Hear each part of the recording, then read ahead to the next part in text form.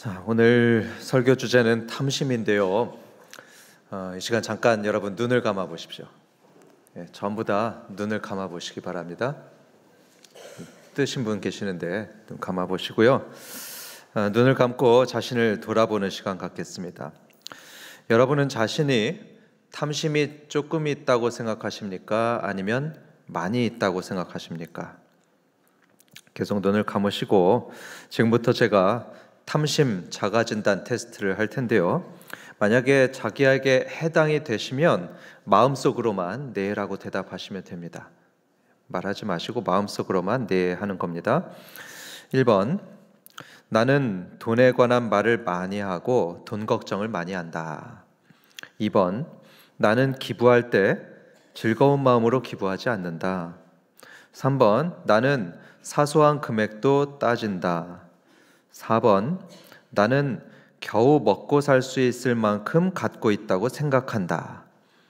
5번, 나는 남에게 뭘 해주고 나서 종종 생색을 낸다. 6번, 나는 내가 갖고 있는 것에 만족하지 못한다. 자, 이제 눈을 떠보십시오. 여러분은 몇 개에 대해서 네라고 대답하셨습니까? 최소한 한 개 이상은 네라고 대답하지 않으셨습니까? 그것은 여러분들이 탐심이 있다는 것입니다. 조금이라도 탐심이 있다는 거죠. 저도 부끄럽지만 속이고 싶지 않고 부끄럽지만 두 가지 네라고 대답하는 게 있었습니다. 그렇습니다, 여러분. 인정하기 싫지만 우리는 대부분 탐심이 있습니다. 특별히 돈에 대해서 그렇고요. 어떤 지위를 탐하거나 또는 물건, 사람을 탐내기도 합니다. 재벌 회장도 탐심이 있고요. 가난한 사람들도 탐심이 있습니다. 모두가 탐심이 있습니다. 여러분, 혹시 나이가 들게 되면 탐심이 사라질까요? 아니요, 그렇지 않습니다.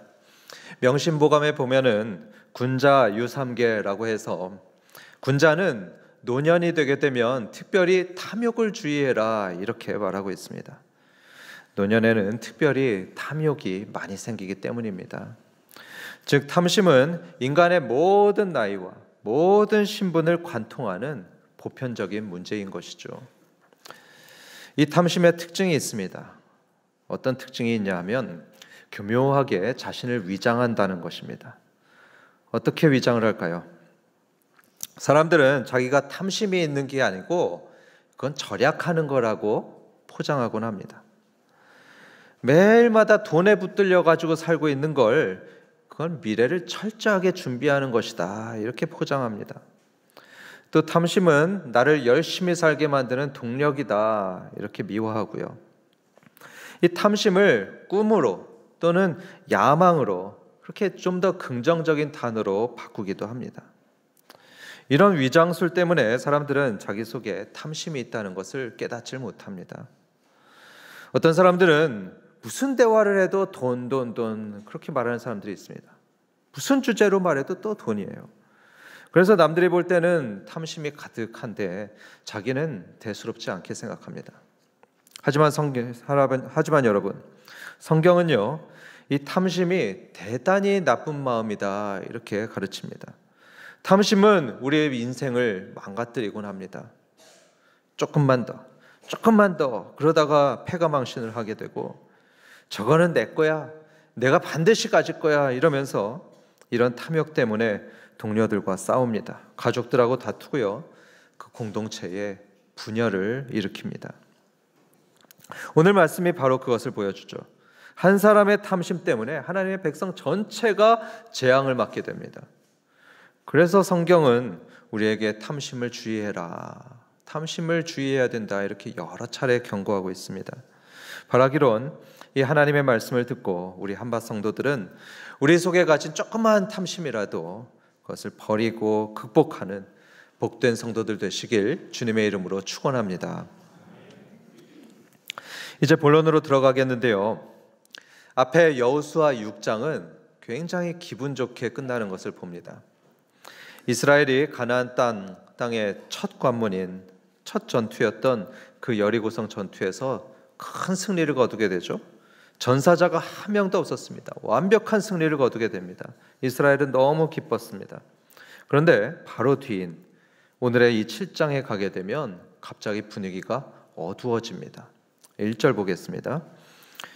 1절 이스라엘 자손들이 온전히 바친 물건으로 말미암아 범죄했습니다.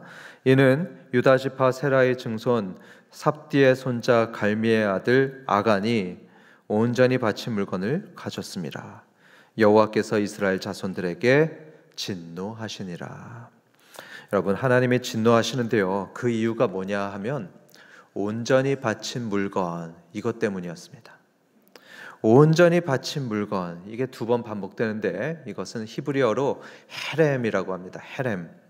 다른 말로 말하면 이것은 하나님께 온전히 바쳐진 것, 그것을 의미합니다. 헤렘, 온전히 바쳐진 것.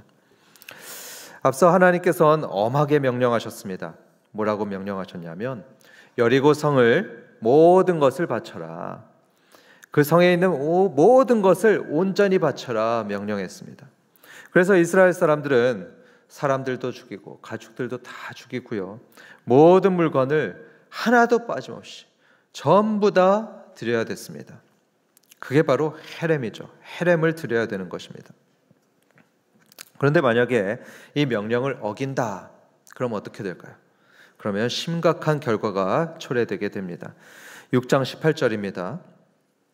하나님 말씀하시길 너희는 온전히 바치고 그 바친 것 중에서 어떤 것이든지 취해서 너희가 이스라엘 진영으로 바치는 것이 되게 하여 고통을 당하게 되지 아니하도록 오직 너희는 그 바친 물건에 손대지 말라. 하나님 말씀하시죠. 이걸 쉽게 말씀드리면, 쉽게 설명하면 하나님께 바쳐진 것에 손대지 말아라 하는 것입니다. 손대지 마라. 그런데 그렇지 않고 만약에 그것에 손을 대서 가져가게 되면 그러면 너희 자신이 바쳐질 거다 하시죠. 가져간 너희 자신이 하나님께 바쳐질 거다, 이렇게 경고하고 있습니다. 그래서 이스라엘 사람들은 이 하나님 말씀에 순종해서 여리고성 안에 있는 모든 것들을 하나님께 바쳤습니다. 그런데 딱 한 명, 딱 한 사람이 이 명령을 어겼습니다. 그는 아간입니다. 아간은 무너진 여리고성에 들어갔다가 거기서 바쳐질 물건들, 그 헤렘을 몰래 가져왔습니다. 여기에서 성경의 기록에 특이한 점이 하나 보이는데요, 성경은 이 아간을 언급하면서 그가 속해 있는 가문도 쫙 열거해 줍니다. 아간의 그 가문을 쫙 열거합니다. 1절 중반을 보면 유다 지파 세라의 증손 삽디의 손자 갈미의 아들 아간, 이렇게 아간을 자세하게 설명을 하죠. 여러분, 여기에는 의도가 있습니다. 하나님의 의도가 있는데요, 성경은 이렇게 아간의 뿌리를 길게 설명하면서 이 아간이 유다 지파에 속한 정통 이스라엘인, 확실한 이스라엘인이라는 것을 강조하고 있습니다. 여러분, 이 점을 잘 기억하시기 바랍니다. 성경은 이 범죄한 아간이 유다 지파의 정통 이스라엘인, 하나님의 백성이다, 이렇게 강조하고 있습니다. 그런데 아간이 이렇게 범죄한 줄을 전혀 몰랐던 여호수아는 여리고성을 정복한 이후에 이제 아이성을 정복하려고 그 성에다가 정탐꾼을 보냈습니다. 그러자 그 돌아온 정탐꾼들은 여호수아에게 이렇게 자신만만한 목소리로 보고하는 것을 보게 됩니다. 장군님, 저 아이성은요 조그만 성입니다. 그냥 2-3천 명만 거기 보내십시오. 그러면 그걸로도 충분히 이길 겁니다. 이 보고를 들은 여호수아는 3천 명만 보내서 아이성을 공격하게 합니다. 그런데 웬일입니까? 정말로 뜻밖의 결과가 나왔습니다. 이스라엘은 공격하자마자, 이 아이성을 공격하자마자 도망치기 바빴습니다. 36개 주랭랑이죠. 그리고 그 중에 36명이 전사하였습니다. 앞에 여리고 전투에서는 한 명도 죽질 않았었는데 이 조그만 아이성에서는 36명이나 죽었습니다. 그런데 이보다 더 심각했던 게 있죠. 더 심각한 문제는 이후에 이 이스라엘의 사기가 팍 꺾인 것입니다. 이 전투에 패배하면서 이스라엘의 사기는 완전히 꺾였습니다. 5절을 보면 백성의 마음이 녹아 물같이 되었다 말하죠. 그러면서 모든 상황이 다 반대가 되었습니다. 가나안 사람들의 사기는 올라가고 이스라엘의 사기는 바닥까지 떨어졌습니다. 가나안 사람들이 진멸되는 게 아니고 거꾸로 이스라엘이 진멸당하게 될 상황이고요. 지금까지 하나님의 대적은 가나안 사람들이었습니다. 그런데 이제부터는 이스라엘이 되었습니다. 하나님의 적이 이스라엘이 되었죠. 상황이 완전히 뒤바뀌었습니다. 이런 예상치 못한 상황에 여호수아는 굉장히 당황했습니다. 이스라엘 사람들도 당황했습니다. 당연히 이길 걸로 생각했던 이 아이성 전투에 패배하게 되었죠. 그 당황스러움, 그 비참함은 이루 말할 수가 없었습니다. 여호수아는 자기 옷을 찢었습니다. 비통하다는 거죠. 찢었습니다. 그리고 장로들과 함께 저녁 때까지 하나님 앞에 엎드렸습니다. 바짝 엎드려서 하나님께 질문했습니다. 하나님, 여기까지 잘 인도해 주시고서 왜 이제 우리를 죽이시려 합니까? 차라리 여기 안 왔었으면 더 좋을 뻔했습니다. 여러분, 지금 여호수아는 이 실패의 책임을 누구에게 돌리고 있습니까? 하나님께 돌리고 있습니다. 저희는 잘못한 게 없는데 왜 저희에게 이렇게 실패를 주시고 고통을 주십니까? 이렇게 여호수아는 하나님께 항변하고 있습니다. 이런 우를 우리 사람들이 참 많이 범하는 것 같습니다. 그렇지 않습니까?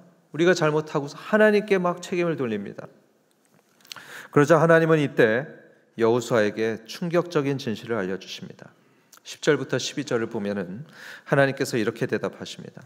여호수아야, 너 아직 모르고 있는데 너희가 잘못한 게 있다. 너희가 죄를 지었다. 너희는 그 바친 물건을 취해서 너희가 가져서 내 명령을 어겼다. 그래서 그렇게 패배한 거다. 만약에 너희가 그 바친 물건을 제거하지 않는다면 다시는 너희와 함께하지 않을 것이다. 하나님 말씀합니다. 여러분, 이 말씀을 들었을 때 여호수아의 마음이 어땠겠습니까? 굉장히 놀랐을 겁니다. 너무나 놀라면서 하나님께 죄송한 마음이 들었을 겁니다. 저희는 순종했는데 하나님 왜 이렇게 하십니까? 이렇게 하나님께 따졌었는데 알고 보니까 뭐죠? 자기들이 잘못한 겁니다. 실패의 원인은 이스라엘에게 있었지 하나님께 있었던 게 아닙니다. 이제 여호수아는 궁금했습니다. 도대체 누가 그랬을까? 도대체 누가 하나님께 바친 물건을 몰래 가져갔을까? 이런 여호수아에게 하나님은 제비뽑기를 해라 지시했습니다. 그래서 여호수아는 모든 백성들을 모았습니다. 모아놓고 제비뽑기를 시켰죠. 뽑았더니 12지파 중에 유다 지파가 먼저 뽑혔습니다. 그 다음에는 유다 지파 중에서 세라 족속이 뽑혔고요. 그 세라 족속 중에서는 삽디 가문 중에서는 아간이 뽑혔습니다. 여러분, 이렇게 죄는요 감출 수가 없는 겁니다. 이렇게 하나님 앞에 자기가 지은 죄는요 언젠가 밝혀집니다. 이제 아간을 불러놓고 여호수아는 물었습니다. 아들아, 내가 행한 일을 솔직하게 말해봐라. 고백해라. 아간은 고백했습니다. 맞습니다. 제가 범죄했습니다. 제가 여리고에 들어갔을 때 신할산의 아름다운 외투 한 벌, 그리고 은 200세겔, 그리고 50세겔의 금덩이를 보고서 탐이 났습니다. 탐이 나서 가져갔습니다. 그리고 그것을 저희 장막 밑에 땅속에 숨겨놨습니다. 여러분, 참고로 아간이 가져갔던 그 금 50세겔은요 요즘 시세로 하면은 금 200돈입니다. 약 1억 원 정도 되는 그런 엄청난 양입니다. 아간은 이렇게 여리고성에 들어갔다가 그 엄청난 금덩어리, 그 명품 옷을 보는 순간 그 눈이 뒤집혀 버렸습니다. 그래서 하나님의 추상 같은 명령에도 불구하고 그 탐심에 굴복해 버렸죠. 그걸 가졌습니다. 그러자 이후로 하나님은 이스라엘과 함께하지 않으셨습니다. 오히려 대적이 되셨습니다.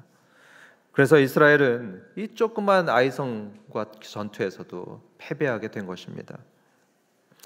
이 모든 전말을 알게 된 여호수아는 아간과 그 가족들을 진멸했습니다.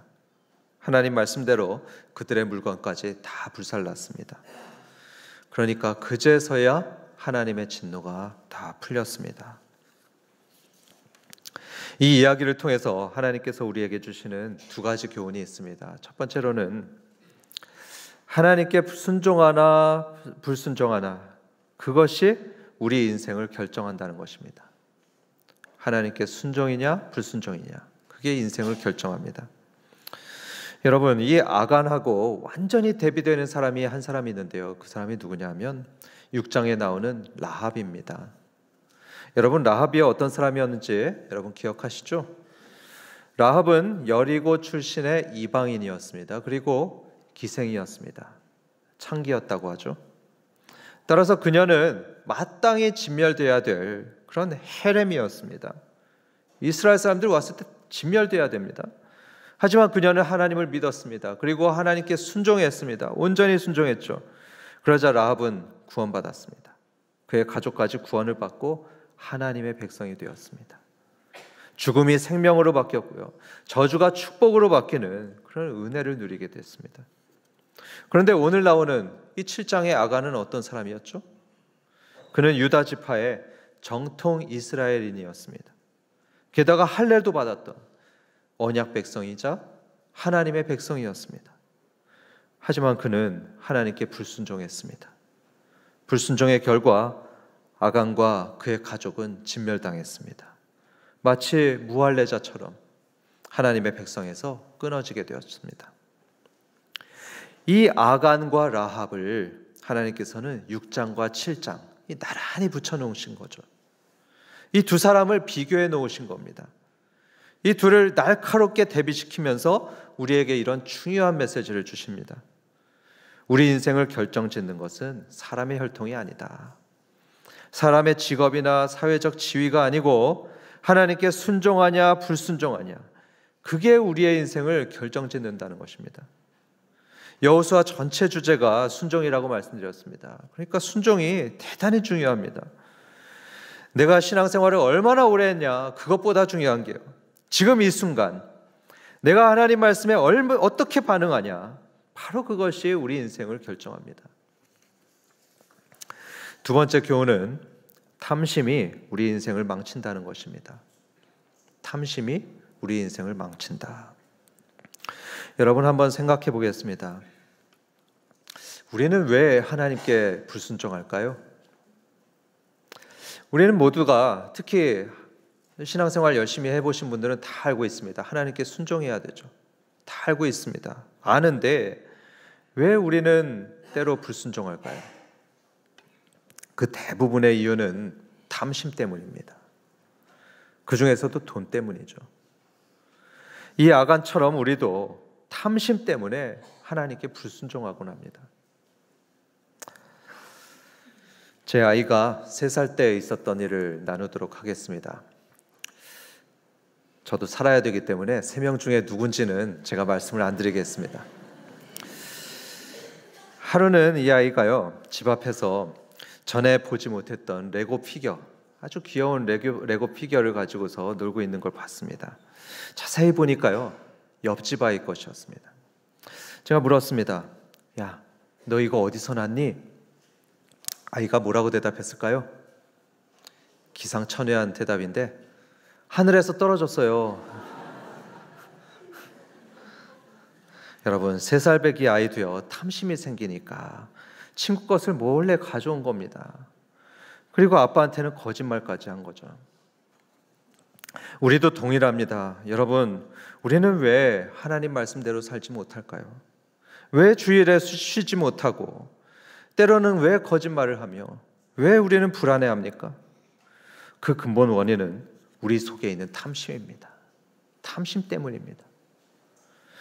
바울은 디모데전서 6장 10절에서 이런 말을 했습니다. 돈을 사랑함이 일만하게 뿌리다. 이 탐심이라는 하나의 뿌리에서 10,000가지 악한 열매가 자라난다는 것입니다. 그래서 6세기 교부인 그레고리우스는요, 탐심이 7딸을 낳는다 이렇게 말했습니다. 이 탐심에서 배신이라는 딸이 나오고요, 탐심에서 사기라는 딸이 나오고, 거짓이 나오고, 위증, 불안, 폭력, 냉담, 이런 7딸이 이 탐심에서 나온다고 합니다. 이처럼 탐심은 다른 여러 죄악들을 끌고 나오는 근원적인 죄악입니다. 다윗을 보면 그 사실을 알 수 있습니다. 다윗은 어느 날 유부녀 밧세바를 범하게 되었죠. 다윗의 생애에 그런 적이 없었는데 유부녀인 밧세바를 탐했습니다. 그 탐심이 간음으로 이어졌고요, 그 간음을 덮기 위해서 다윗은 살인까지도 저질렀습니다. 그리고 이 모든 과정에서 다윗은 하나님을 업신여겼다고 합니다. 성경 기록 그대로입니다. 다윗이 하나님을 업신여겼다고 합니다. 그래서 10계명에 1계명도 어기고 3계명도 어겼죠. 마치 고구마 줄기 같습니다. 고구마 줄기처럼 죄를 줄줄이 짓게 된 겁니다. 이후로 그의 인생은 순탄하지 못했습니다. 대신 눈물이 가득하고 고통과 한숨이 가득한 힘겨운 인생을 살게 됐습니다. 한순간의 탐심이 그 위대한 왕 다윗의 인생을 망쳤던 것입니다. 그래서 성도 여러분, 우리 안에 혹시 탐심이 생기면요, 그거 가볍게 여겨서는 안 됩니다. 성경은 탐심을 가리켜서 우상 숭배라고 말했습니다. 그 정도로 심각한 죄악입니다. 탐심은 악의 근원이 됩니다. 그리고 우리의 소중한 인생을 망치는 그런 무서운 힘을 가지고 있습니다. 그래서 이제 하나님은 10계명의 마지막 결론으로 탐하지 말라 이렇게 말씀하셨죠. 그게 마지막 결론입니다. 탐하지 말아라. 이제 우리는 이런 질문을 해보게 됩니다. 그렇다면 우리는 어떻게 이걸 극복할 것인가? 어떻게 탐심을 이겨낼 수 있을까요? 이에 관해서 성경은 여러 가지를 말씀하는데요, 오늘은 2가지만 살펴보도록 하겠습니다. 첫 번째는요, 세상을 두려워하지 않는 겁니다. 세상을 두려워하지 말고 하나님을 신뢰하는 것입니다. 따라해 보겠습니다. 세상을 두려워하기보다 하나님을 신뢰하자. 여러분, 탐심의 이면에는, 이 탐심의 배경에 뭐가 있냐 하면요, 두려움이라는 감정이 있습니다. 사막의 교부라고 하는 에바그리우스의 설명에 의하면 마귀가 사람들 속에 두려움을 조장한다고 합니다. 두려운 마음을 막 이끌어냅니다. 어떤 두려움일까요? 남은 긴 노년기를 어떻게 보낼까? 만일 일할 수 없는 상황이 오면 어떻게 해야 되나? 큰 질병에 걸렸을 때 내가 감당할 수 있을까? 이런 두려움을 끊임없이 부추깁니다. 마귀가 말이죠. 그래서 이런 두려움을 해소하기 위해서 사람들은 어떻게 합니까? 하나님을 찾지 않고 재물을 추구합니다. 재물을 넉넉하게 쌓아놓아서 미래의 안전을 확보하려고 합니다. 그러면서 탐심을 가지게 되는 거죠. 하지만 여러분, 우리는 돈을 얼마나 가져야지 충분히 가졌다고 느낄까요? 얼마나 돈이 있어야지 우리의 두려움이 사라지고 마음의 안정감이 들겠습니까? 우리는 압니다. 아무리 많이 가져도 만족이 없다는 거 압니다. 사람들은 재물을 더 많이 쌓아서 그걸로 안전해지려고 하지만, 아니 오히려 갈증은 더 심해집니다. 더 가져야 돼, 더 있어야 돼. 그러면서 재물에 대한 끝없는 갈증만 증폭됩니다. 근본적인 해답은 하나님께 있습니다. 하나님이 해답이십니다. 우리의 영원한 방패요, 피할 바위가 되시는 그 하나님이 우리의 참된 안전이 됩니다. 하나님은 히브리서 13장에서 돈을 사랑하지 말아라 하면서 이런 약속을 하셨습니다. 내가 결코 너희를 버리지 아니하며 너희를 떠나지 아니하리라. 여러분, 이 신실하신 하나님이요, 저와 여러분을 지키십니다. 이 하나님께서 우리의 기본적인 필요를 반드시 채우십니다. 이런 믿음을 가져야 우리는 두려움에서 벗어납니다. 이 탐심의 굴레에서 벗어날 수가 있습니다. 두 번째로 어떻게 탐심에서 벗어나냐 하면 보는 것을 주의해야 됩니다. 따라해 보겠습니다. 보는 것을 조심하자. 이 보는 데에서 탐심이 시작합니다. 그렇기 때문에 보는 것을 주의해야 됩니다. 본문 21절을 보면 아간이 금덩이를 보고 탐내어 가졌다 이렇게 설명하고 있습니다. 여러분, 이 세 동사들 순서가 중요합니다. 그는 금덩이를 봤습니다. 보니까 탐이 났습니다. 그 탐심 때문에 가지게 되었습니다. 범죄했습니다. 에덴 동산의 하와도 정확하게 같은 패턴을 보였습니다. 하와도 선악과를 보았고요, 탐했고 가졌습니다. 히브리어로 가면 똑같은 단어입니다. 그래서 여러분, 우리는요, 이 보는 데에서 탐심이 시작되고요, 또 뭔가를 보면 볼수록 우리의 탐심이 점점 커간다는 거, 이걸 우리는 명심해야 됩니다. 그래서 우리가 평소에 뭘 보는지, 뭘 반복해서 보는지 그것을 주의해야 됩니다. 우리가 뭔가를 2번 보고 3번 보고 계속해서 바라보게 되면요, 그게 우리 마음을 사로잡습니다. 그게 우리 마음을 사로잡으면서 우리의 주인이 됩니다. 예를 들어 보겠습니다. 주식 차트를 계속 들여다보면요, 주식의 종이 됩니다. 부동산 매물을 자꾸 검색하면 지배 노예가 됩니다. 그걸 소유할 때까지 우리는 마음의 평안이 없습니다. 절대로 마음의 평안이 없습니다. 그걸 얻는다고 해도 분명히 또 다른 대상을 찾을 겁니다. 그러면서 또 다시 노예가 됩니다. 그게 굴레가 되는 거죠. 그래서 탐심이 무서운 겁니다. 그렇다면 우리는 무엇을 바라봐야 될까요? 바로 예수 그리스도입니다. 예수님을 봐야 됩니다. 히브리서 12장 2절은 믿음의 주요 또 온전하게 하시는 이인 예수를 바라보자 했습니다. 돈이나 물질 보는 게 아니고요, 예수님을 바라보고 예수님께 붙들릴 때 평강의 왕이신 예수님, 그분이 우리에게 평안을 주십니다.